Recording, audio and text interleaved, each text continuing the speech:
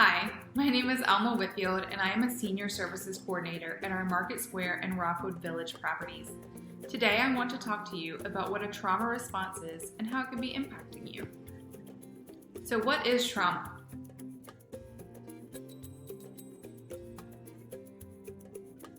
A simple definition is that trauma is an overwhelming and deeply disturbing, stressful experience that exceeds a person's ability to cope and emotionally process the experience.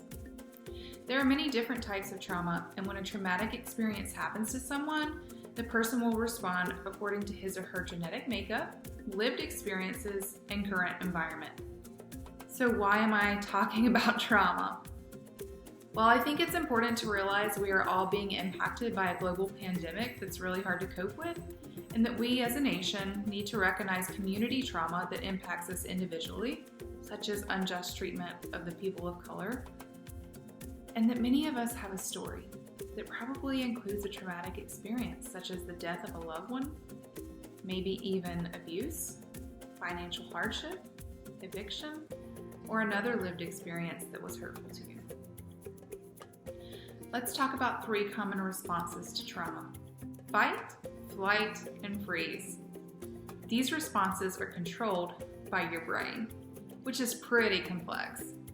Your brain is always on guard, watching out for danger. When it senses danger, it signals your body to react. As an adult, you go into flight mode, and it could look like agitation, irritability, mood swings, literal physical aggression, or a tense feeling in your body that's preparing you to defend yourself. In flight mode, as an adult, this can mean you're getting ready to flee. Your first instinct is to run. You might feel your breathing change and become more shallow, and your body can become increasingly fidgety. Or as an adult, you can go into freeze mode, and your body tends to begin shutting down. You may begin to feel heavy, stiff, unable to move. Some people experience a sense of dread and doom while feeling their heart begin to beat faster. It's important to note that in children, these responses can look different. What's happening when your body goes into fight, flight, or freeze is this. Essentially, the part of your brain that processes emotions is going offline so that your body can protect itself. Therefore, the body kicks into one of the 3 defense modes, fight, flight, or freeze, so it can help you get out of the experience. Here's the important part. In this mode, if you physically cannot escape the situation, then that means your body cannot appropriately cope and protect you. This means that the traumatic experiences are stored in that one part of the brain that doesn't allow it to fully process the emotions that you would typically experience. When the traumatic experience is stored rather than processed, it begins to cause problems.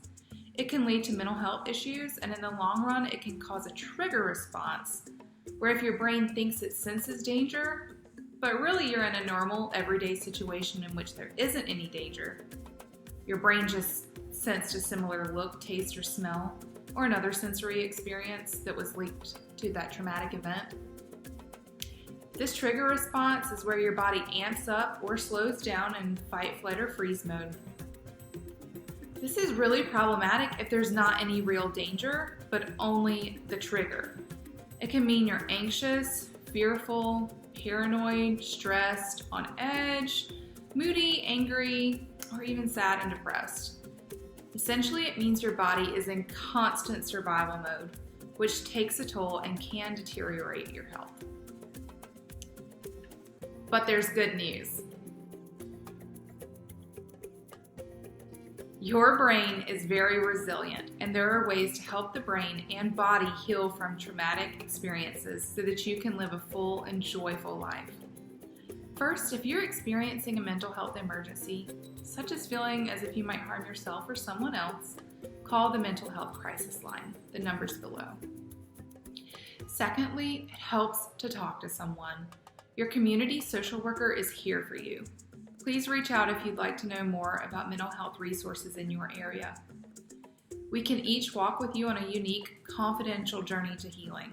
And lastly, I'd like to share with you 2 simple exercises that will increase the feel-good neurochemicals in the brain that will lead to positivity. These can really help. First, I encourage you to start your day with a gratitude list. Think about what you're thankful for. What went right yesterday? What are you looking forward to today? Take a deep inhale and exhale as you think through the things you are grateful for. Secondly, and work with me on this one, let's practice a little exercise we call visualization.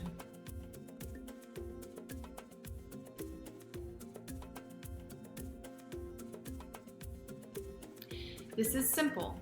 You close your eyes and imagine yourself in your favorite place that brings you joy. Let's practice. Close your eyes. Imagine yourself in your favorite place. What can you smell? What can you taste? What can you hear? What can you feel? What can you see? Take a deep breath. Let it out. Now tell me, where are you? Mine was at the beach. I could smell the ocean and salt in the air. I could taste the cold root beer on my tongue. I can hear the seagulls. I could feel the sand on my feet. I looked down and saw shells around the sandcastle my family built. Remember, you're not alone, and we're here if you need to talk. We're in trying times, and we care about you. The numbers for your community social worker are on the next screen. Have a great day.